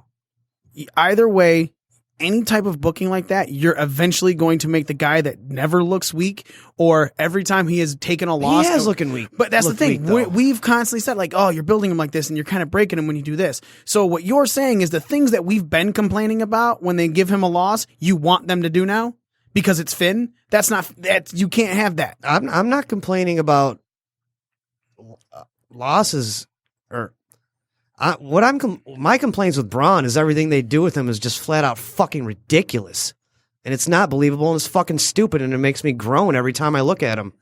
But it's also kind of believable. How is it not believable? Look, I'll man, give you the semi-truck. No one's turning over the stage or a semi-truck or a forklift, whatever the fuck he's doing, flipping over mountains. All right, that's not believable. I could totally believe he flipped over that stage. That with the announce desk on it? Yeah, the stage is more believable than the fucking semi-truck. Yeah, I agree. Yeah, because that stage was gimmicked to be flipped. I'm pretty sure that stage is always gimmicked to be flipped. Yes. I'm pretty... dude, there's no way you're telling me that they're bolting that thing to the ground. Although out every week in a new arena. I don't know if you know this, but he might be right because 2 of the desk chairs went flying and the other one was clearly bolted in to its Dude, yeah, the spot. desk chair stuck to the desk. Right, yeah. Like I won't argue that the chairs on the stage for purpose of that. But it was clearly put together. Look, maybe that fucking whole piece of the stage was just added to be flipped. You don't. It was clearly they're put there there every week at the same height of the stage. I would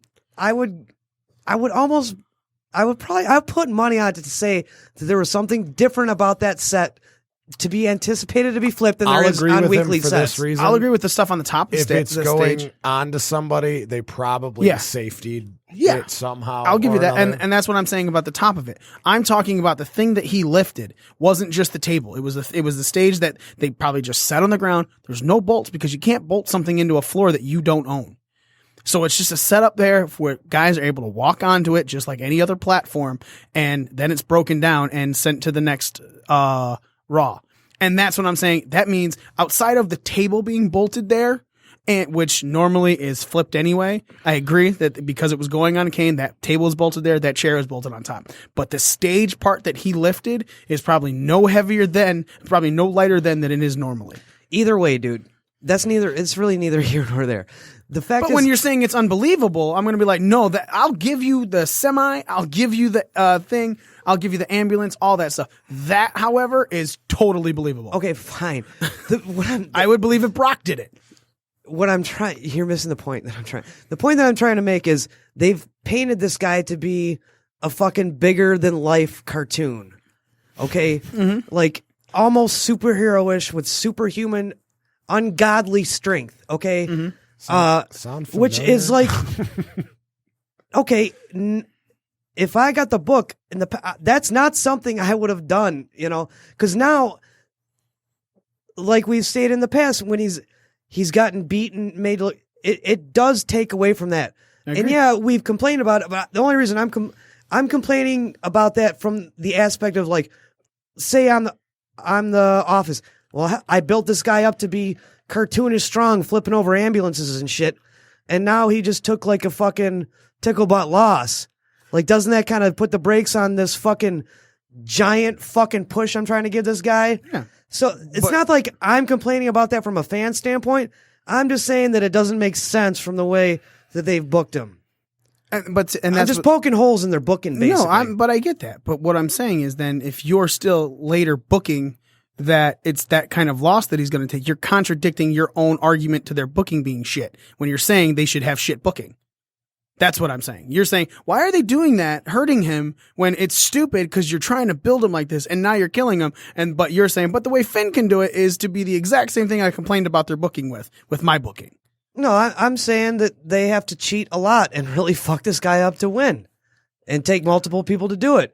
Braun's taken losses where he hasn't been cheated on or hasn't had like multiple people fucking kicking his ass and to get the loss. He's taken losses that made him look weak after being pushed to be strong.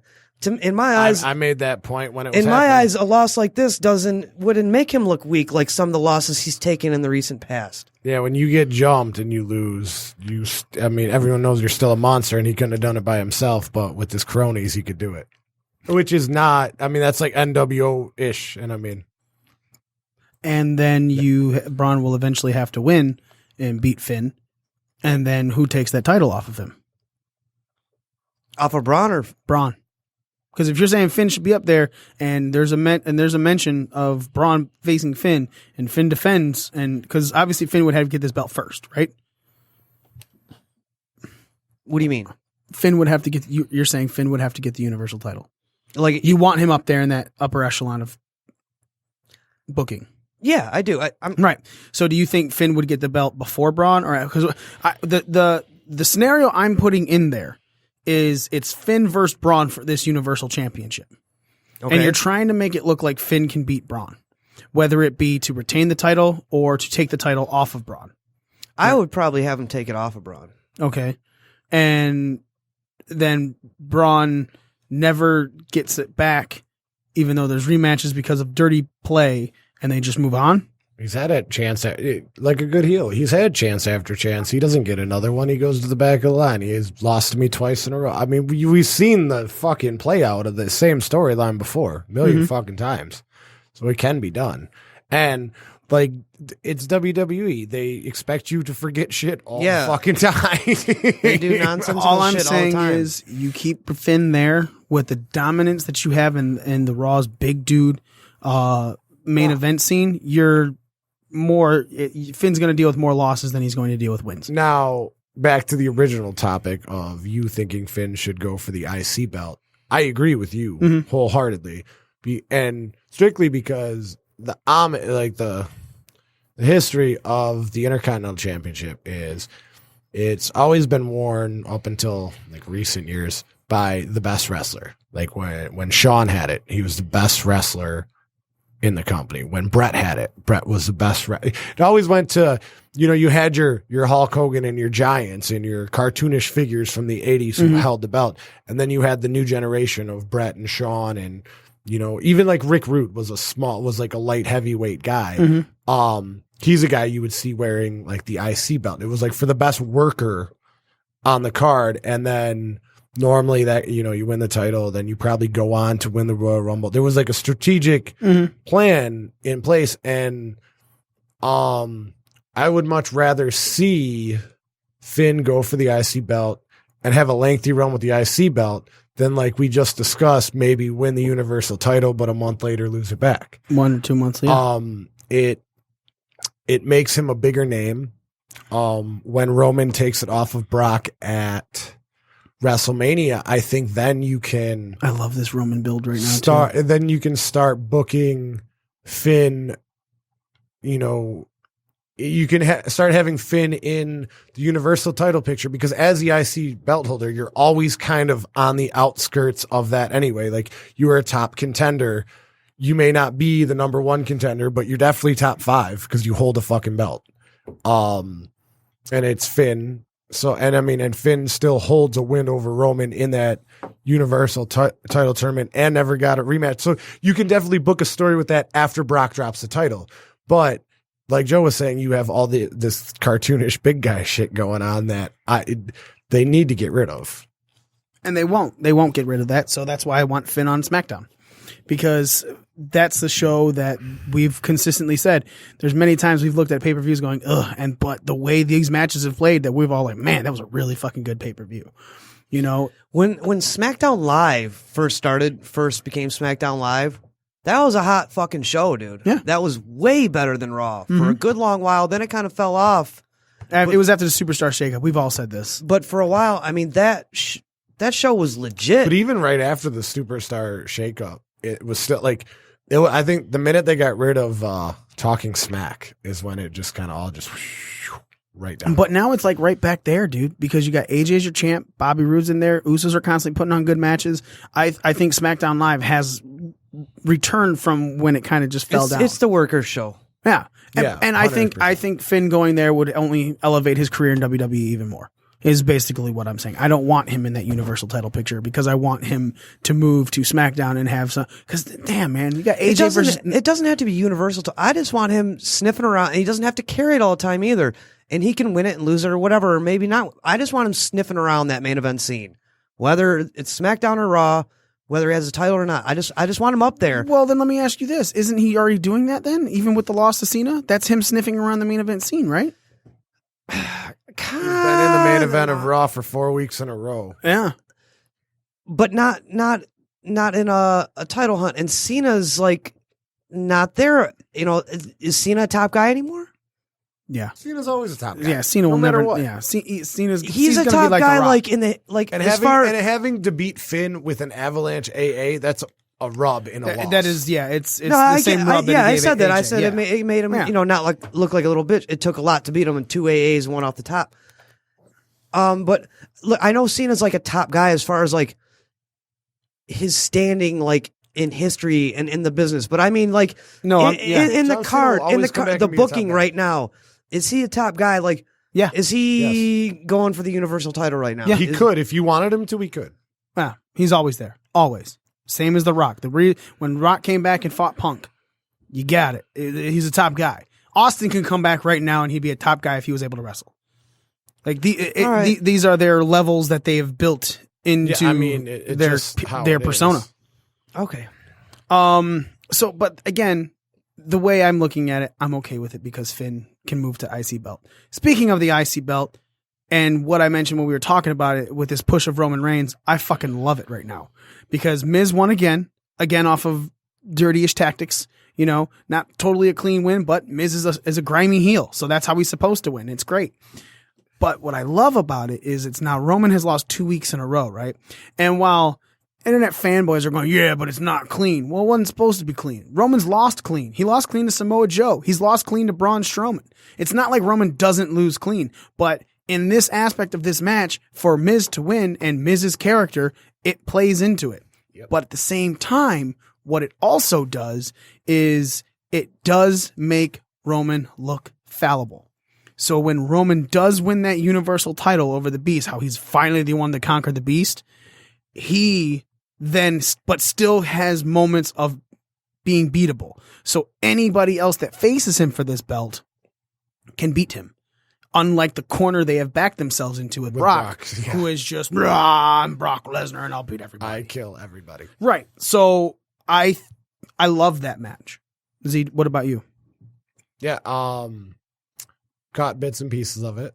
I mean, I like the fact that the Miz won again. I like the fact that I do like the fact that Roman didn't lose clean because it again, like you touched upon with the Miz's character versus Roman Reigns, like it's not believable that the Miz can beat Roman Reigns without dirty-ish tactics. Right. So it plays right, like you were saying, right hand in hand into it. I'm also a fan of the build too, because like you said, it makes him very, very beatable.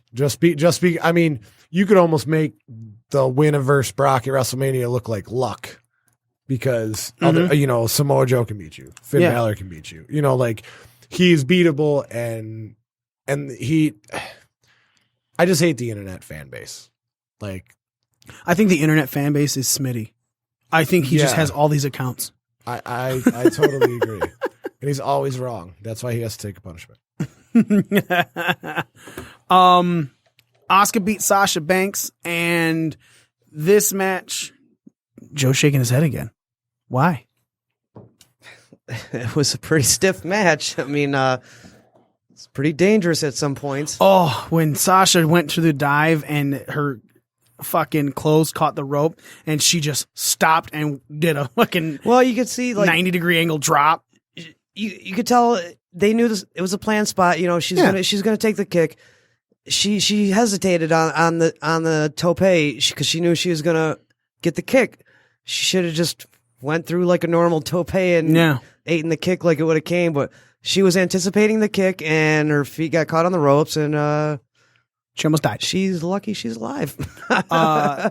Luckily, that fall. Did you see her mouth to the right? I'm okay. The ref's like, shit. Exactly. But when she fell, it was like, it's not like she fell far because when she hit and she did, I think it was more painful for her to smack the fucking LED screen than when she hit the ground. Lucky. It could have been a lot worse. Way worse. Like she totally lucked out on that. Then there was the moment where Asuka tried to do the hip check and she went back first through the top and second rope. I was like, oh! Like, she got lucky on that one too. But what I really loved about this is it set up more for Ronda Rousey in the future. And here's what I mean. Asuka's been winning with that arm bar for a while. Not the Asuka lock. This match, she did not win with the arm bar, and it did take the Asuka lock for her to win this match. I liked that. It was a good match. Yeah, I thought it was a really good match, really strong match, and it moved Asuka back into using what she's always used. Z, do you agree? Or? Yeah, I mean, I also think this is going to be your in-between feud between now and WrestleMania. Asuka versus Sasha? Why not? Asuka's already won. Right, but Sasha, I mean, who knows? Okay, so maybe it's not, but Sasha come out next week and be like, no, this time I know I can do it. Like, it gives her something to do. And like you guys are saying, they put on a good match, so I wouldn't mind seeing it again. And we still don't know where Asuka's going. Asuka has not made a mention. Well, and they're talking about her not making a decision until after Elimination Chamber because the title could change hands. Yeah, I could see that happening too. You know what I think we're going to get at Mania? I think we're finally going to get Sasha Bailey. I don't know. With that elimination in the I Rumble? feel like they're slowly but surely burying Bailey. I mean, I could see Sasha going over for sure at Mania, but I think with that elimination in the Rumble, Sasha eliminating her, I think, and the way Sasha's talking right now is it's making Sasha the heel more so, and then you get setting up for Sasha Bailey. Maybe something happens at Elimination Chamber. Maybe, you know what I'm saying? Hey, it's very possible that Sasha's in that match. Yeah, no, yeah. You know, and then Bailey's in that. Do they talk about that? Are they going to have qualifying matches for that? They didn't make any mentions of that just yet. But again, you never know, man. It's very possible you could see that. Smackdown Live happened, and you might start seeing the inner workings of Sami Zayn versus Kevin Owens at WrestleMania, because while the two were whining and bitching to Daniel Bryan that they got screwed again, and look, 100%, it wasn't a tag. Daniel Bryan agreed with him, and so it made it look like there was going to be some BS happening. And of course, Shane had a conversation in the back with Baron Corbin about, he's like, yeah, I'll talk to him about that. They shouldn't have another shot. But Daniel Bryan put Sami Zayn and Kevin Owens next week against each other to see who was going to be facing AJ Styles at Fastlane for the WWE Championship.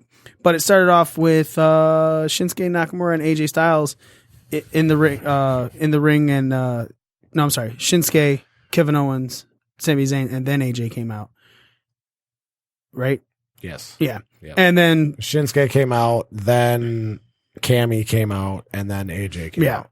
And so AJ said, let's fight tonight, you two versus us two. They said no, and then Daniel Bryan made it happen anyway. We were talking about this a little bit for Raw, these promos now that they're cutting. The Mixed Match Challenge promos, that there's selfie camera promos, and then people are adding the words to them. Well, now it's on SmackDown Live. The all kinds of graphics. Yeah, Usos did that back. They flashed Rockstar across the screen during Shinsuke's entrance. And then when Usos were cutting their promo, they're just flashing what they're saying across the screen. She's like, well, that's new. Which was happening on the Mixed Match Challenge. That's not new. Real cartoonish, right? Like comic book style. Kinda, yeah. And that's like, dude, leave that shit for Lucha Underground. What? And that's not. They've never. I don't know. I guess they're trying to be. They've never done anything like that before. So the other part with it was, it wasn't just, and they have done it, is what I'm saying, but it's been Mixed Match Challenge promos. But now it finally hit TV with the Usos promo, with the Rockstar flash across for Shinsuke's entrance. And then during the Usos in-ring promo, anytime they said lockdown, a jail bars popped up. And I'm like, okay. Weird. Maybe you shouldn't do that yet. Maybe, but whatever. Especially with the with the Jey Uso situation. But okay. So we got what Joe just. How are you feeling about these type of words flashing and the jail cells? I mean, is it taking you out of it, Z, or is it more? Is it meh? You don't care, or all right? So I had an issue.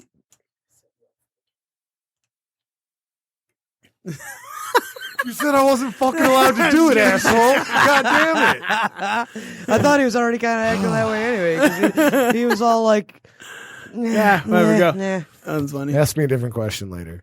They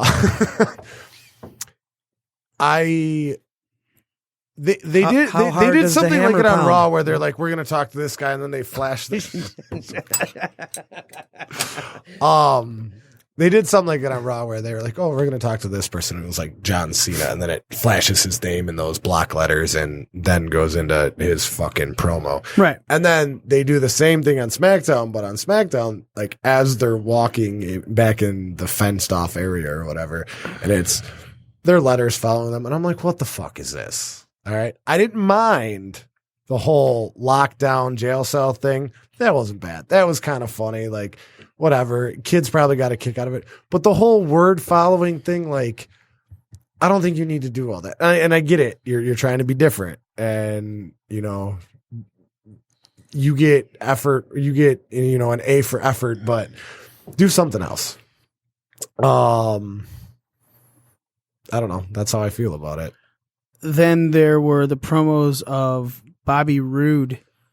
So there was the fatal 4-way match, Rusev, Kofi Kingston, Zack Ryder, and Jinder Mahal to see who was going to face Bobby Roode for the United States title next week on SmackDown. Rusev won, and Rusev Day cut a promo, and then Bobby Roode cut a promo where he had Rusev Day written on Tuesday, and he goes, "Seems I have a date next Tuesday," circled it, and then he goes, "And that's fine, that is Rusev Day, but the whole time is going to," and he wrote out Glorious on that whole week of the calendar, and I was like, that's clever. It's one of the greatest. I'm sorry. When that was as champ, your schedule just fills Whoever up. thought of that, that was a good one. If that was him, that's great. If it was someone in creative, that's great too. It was good. One of the better promos I've seen in a very long time. Because one, the promo was good. Two, the finish that shit just worked. Yeah, the finish for it was great. Honestly, my favorite promo from the night, although that was a very good one, was right before the main event where AJ's trying to talk to Shinsuke about fucking strategy. Yeah. and all Shinsuke keeps saying is, "I'm going to beat you at WrestleMania." You're messing with me, right? I'm messing with you. Yeah, we're on the same page out there. Shinsuke, just listen to me out there. Just listen to you. That was also a really good promo. Baron Corbin defeated Ty Dillinger because they were in the back talking to Shane McMahon, and I really wanted Ty to kick his ass. Yeah, I knew so he did was. I. Ty, he had a great showing though. Oh yeah, looked really good. The promo was great. Why won't they let him win a little bit, man? What he's got it. What do they? I don't know, man. He could be mid card all day long. Why can't he be in the U.S. title hunt? You know what where he is right now? He's good. He was where Sammy was 3 months ago. Yep. Well, he needs to be not a major push, but trust the process. A little push. I'd give Ty. Ty's good. Yeah. All right. So next week we have Rusev versus Bobby Roode. You guys excited for that match? No. The promos were good. You don't want to see Rusev fight Bobby Roode? I do, but I mean, neither of them are like overly spectacular in the ring. It's not gonna. Like, it's not going to be not some the most technical match I've ever seen. But you don't think it's not going to be be like good some match? Matt Classic or something. You don't think it'll be a good match? It'll be a okay, solid match. Yeah. I don't think it'll be anything like I'm going to be like blown away by. No, I think this sets up for Dolph Ziggler to show back up in that. like tank the match. Like run in, do a run in on the match. Why? Why not? I mean, he was number 30 in the Rumble, which is. I guess away that from- was probably the least the most underwhelming moment of the Rumble. Dolph Ziggler. No offense to Ziggler, but just saying. I wonder who was supposed to get number 30 before Ziggler, because the talk was Ziggler was supposed to face Bobby for the U.S. title on the pre-show, but they moved him off to put him in the Rumble, and that's how Mojo faced him. Yeah, that's another one See, too. Like there was another rumor that it was supposed to be Bobby Lashley that came. I heard out that too. and I almost challenged Rude, but I they almost couldn't picked get a him. deal I almost done, put so him they on put Mojo on the on the spot card. instead. Oh wow. Yeah, and that's another one. Like how I said, when I picked the Revival in the club pick, how I was like, oh fuck, I made the wrong pick. As soon as Bobby Roode came out of the Rumble, I was like, why didn't I pick Mojo? Who did you pick? I picked Baron Corbin. Yeah, so did I. Oh, Corbin. Yeah, I picked Ziggler. I picked Corbin, and I was I just assumed it would be Corbin because I was actually thinking, but Roode already wrestled Mojo, and that's why I didn't pick him. I was like, it should be Mojo, right? But then I was like, oh, they already wrestled, so no, I'll pick Corbin instead. But then I was like, it's fuck. I should have picked Mojo. I should have just went with my original. Wouldn't have helped. I still would have won. You know what? If PW scorecards would have counted my Brizongo picks because they were on the KFC Rumble, might have been a different story, brother. Yeah, Although those rules have been in place since PW scorecard started. That's not a backstage thing, is it? Yeah, it was pre-recorded. Yeah. That's why it doesn't count. Yeah. They're not really on the show. They're in a commercial on the show. They do that. They've got to film it sometime in front of a live audience at the show, though. Really? You're stretching like that? Do you want the 3 points? You still didn't win. Anyway. It would have been 10 points, asshole. Oh, yeah, that's true. Either would you have won? I don't know. What was your score? I had 228 and you had a 205. I would have been. No, I had a 215, so I would have had 225. So it would have been close. Here's what happened, ladies and gentlemen. And again, make sure you go to PW Scorecards at PW Scorecards. You fill out your own scorecards every month. We're going to have the Elimination Chamber scorecard, Fastlane, WrestleMania, NXT TakeOver, wherever the hell, New Orleans. Everything's going to be going on. You could see if you're better than the Ring Crew. This included NXT. We didn't even talk NXT TakeOver. So let's we'll talk with this. We have a brand new champion. For the first time ever, the champion, the Ring Crew champion. Keep hyping it up. Ladies and gentlemen, won because it was bullshit. It's bullshit. 100% bullshit. It's the first time ever that the champion, the current champion, did not have champion's advantage. It's not happening. It was bullshit. I was the current champion. It was me. Me, son of a bitch. And all of a sudden, who's posting all of their results first? Me. Who's had the constant time for a champion was always, it better not be overshadowing my voice, yeah. Constant time for this championship, ladies and gents, was literally the champion goes last, could pick and choose to go last. I wanted to go last, but these sons of bitches have no idea how to post a fucking scorecard when it's needed.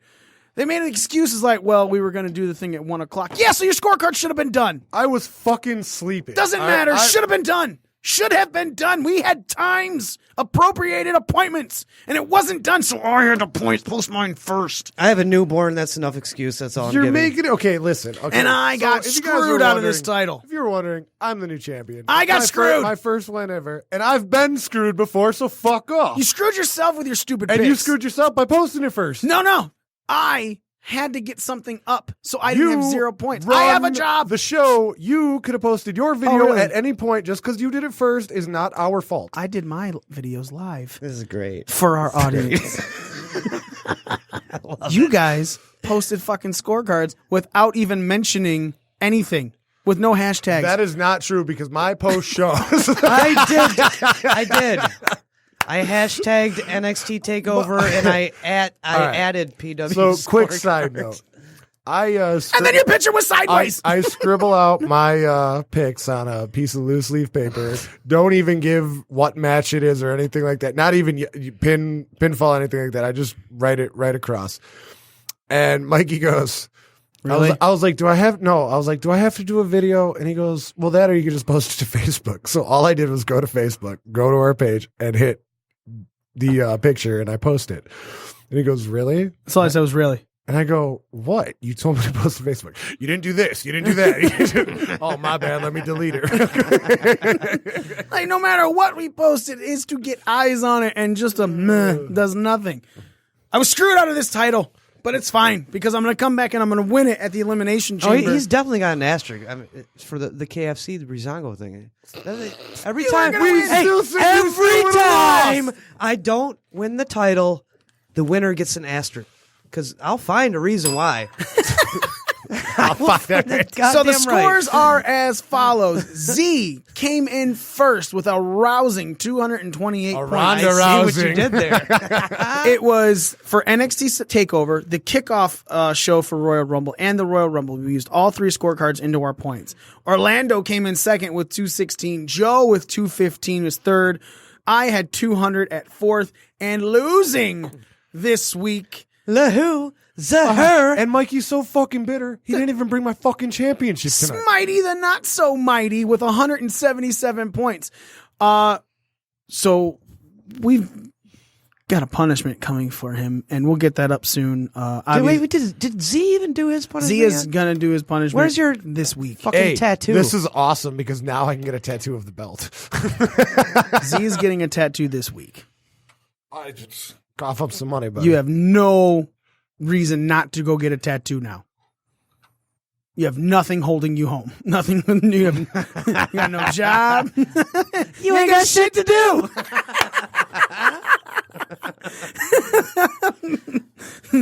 All right. Well, I'm going to need to collect $10 from each of you, and then, yes, I will go get my fucking tattoo. Go get your tattoo, then I'll give you your $10. I'm not going to be able to afford the tattoo. That's true, 'cause you ain't got no job. You already said it. Still ain't got shit to do. That being said, TakeOver happened and Almas retained on Gargano. Ciampa showed back up afterwards. The Authors of Pain did not take the titles off of Undisputed Era. Aleister Black in an Extreme Rules match beat Adam Cole. Ember Moon retained her title over Shayna Baszler, and Velveteen Dream topped Cassius Ohno. But not in 30 seconds. But not with that hit though. That was a great sell. That was a wonderful sell. Almost in Gargano, guys. They gave him 30 minutes. 32 minutes. What a match, huh? And 32 fucking minutes. Boy, I see why they call him Johnny Wrestling. And you know what I love about takeovers is every match was good, but they ascendingly just got better and better and better. Because I like up until Gargano and Almas, I was like, wow, that Adam Cole fucking Aleister Black match was fucking sweet. Mm-hmm. Oh, Cole taking that shot on the chairs. I watched it again last night. I'm still like, I know we haven't been in indie wrestling in a long time, but I've never seen that one before. That's a shot at Orlando. Well, it's nothing new, guys. So Happens honestly, once a though, weekend. you watch more New Japan and Ring of Honor than us. Have you seen that before? That spot? Taking on the chair backs rather than chair seats? Probably. I don't know. I've watched, but that you can remember, obviously. Not that I can remember them. No, I guess. I think you'd remember that. I've seen so much. I can't retain. I don't remember everything I see. I don't retain everything I see. I remember the moments, I guess, in wrestling. I don't. That's why it was kind of hard for me anyway. When we were doing the ratings, when we used to do that, and like literally had to like point by point like break down every single thing from the program. Like sometimes I don't retain all that shit. I'm just remembering like the high points, the moments, the memorable things. So and shit that pissed you off. Well, that's memorable to me. So how do you feel about TakeOver? Dude, they're always good. They're always good. They're never not good. What was your shining moment for that? Was it the Almas and Gargano match? Oh yeah, for sure. I mean, that was. What do they say? What do they call it? Instant classic. Mm-hmm. You could call it that. Better than Dream Black.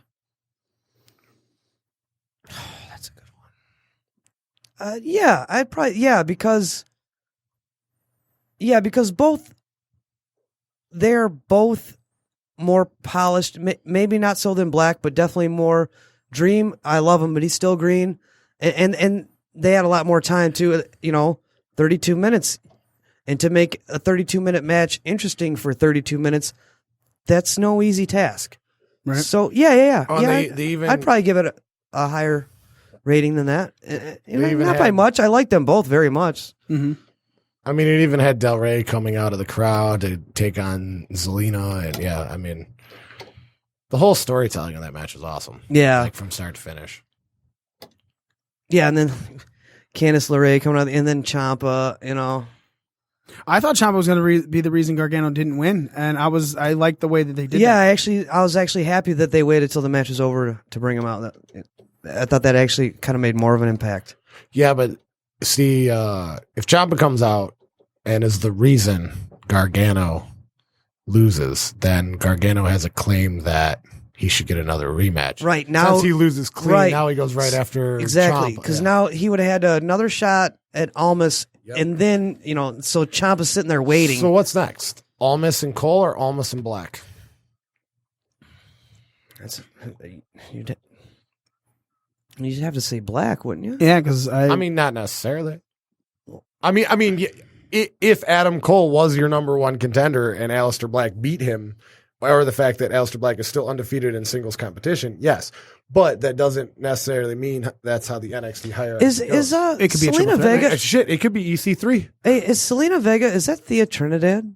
Yes. Austin. Does Aries? she not look completely? Yeah, Austin Aries' fiance. Does she not look completely fucking different? That's Thea Trinidad. Yeah.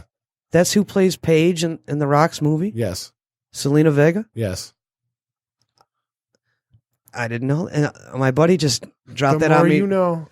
I didn't know that was her. I'm like, I've seen her. I knew Thea Trinidad was with Austin Aries. I knew she was playing Paige in the movie. I've heard her name from the Indies. I just never knew that she was Selena Vega. I didn't know that was the same person. He looks completely different. So again, now I don't even remember what fucking question I asked because we just went on that tangent. You asked me if I thought Almas and Gargano. No, the question was who's facing Almas for the title. Oh, yes. It could be a triple threat match. Nah. Why not? That you can have a triple threat match where Almas gets pinned by Cole or something like that, and this way Aleister Black still has a shot later because he didn't lose. I mean, here's my thought with Aleister Black. You either give him the NXT title or put him on the main fucking roster. He's fucking good. Yeah. I love Aleister Black. I mean, you either give him the title and let him go on a lengthy run in NXT, or you bring him up now. That's kind of give him a WrestleMania. Because I don't even give a fuck if it's a pre-show I match. picked Cole to win, expecting Bobby Fish and O'Reilly to help him win. Yeah. And the reason that's what I thought that way is because I'm thinking to myself, Aleister Black is money and he's main roster. So he's gone after, he's going to go out on his back. He's going to come up in the Rumble, be on the main roster. That was my thought. That was my thought process. So I was wrong, obviously. Oh, no, I didn't think they were going to pull him off the main roster yet. I figure if he's going to go to the main roster, it's going to be after Mania. It's going to be in some sort of superstar something. He would be a good guy to show up on Raw after Mania. That would create waves. Mm-hmm. I would like that. I think it'd be sweet. Undisputed Era retained. AOP, all of us thought they were going to see them on Raw or SmackDown this week, and we didn't. Which is also why I picked the ERA to win. Because when the Usos were doing their promo, I was just waiting for their music. Yeah, that would have been a lot cooler than the Bludgeon Brothers. No offense. Yeah, but that was foreshadowing. That wasn't even brothers. Yeah, no, it was a nice foreshadow of what's going to happen. Right. Yeah, man, I'm wondering if we're going to see the Authors of Pain on the main roster anytime soon, or if that's just another wait till after Mania thing now. Because what do they got to do? You had them lose clean. Yeah, to the Era. And I love Bobby Fish and Kyle O'Reilly, but they're smaller guys. What else do you do with them other than and then in the Cole Black match, you're already set up Era versus Sanity. So really, what the fuck else do you have for AOP to do in NXT? I'm not arguing this. I'm honestly wondering why they weren't pulled up yet. TM61's coming back. TM61 came back tonight. Who the fuck cares? Didn't they already beat them?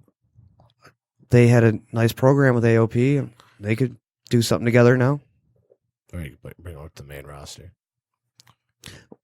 Well, like I said, that's why I picked the Aries. I thought AOP was going up to the main roster. Also, I thought that too. Dream vs. Ono was also a really good match. And Ember Moon and Baszler. Man, Ember Moon. Baszler impressed me. Is good. All that garbage Smitty talked about her. That match was great. That match was. I mean, we weren't watching it together. I watched it at home, I remember. But I thought to myself, Ember Moon in that match, when Baszler puts her in that arm bar and basically snaps her arm and everything. The way she sells that arm the rest of the match is amazing. And then to go further into the Royal Rumble and still sell the same fucking injury, and she did it so well, and it was amazing. That's all I got. Joe? Just my opinion on that match? Yeah. I'm not as big on Baszler as you guys are. I like her. She's kind of, I don't know. I want to call her Sharon Corbin. Come on now, tell me you don't see it. They have the same haircut. They have the same haircut, the same doofy face. Oh my God, Sharon Corbin. They're kind of the same attitude and character almost. They both could have been linebackers at one point. Right. They have the same shoulders. Same hairline. I just said the same haircut. No, I think Shannon's got a better hairline than him. A little bit. No, Sharon Corbin. I don't know. I mean, it was a good match. It was a good match. It's nothing outstanding.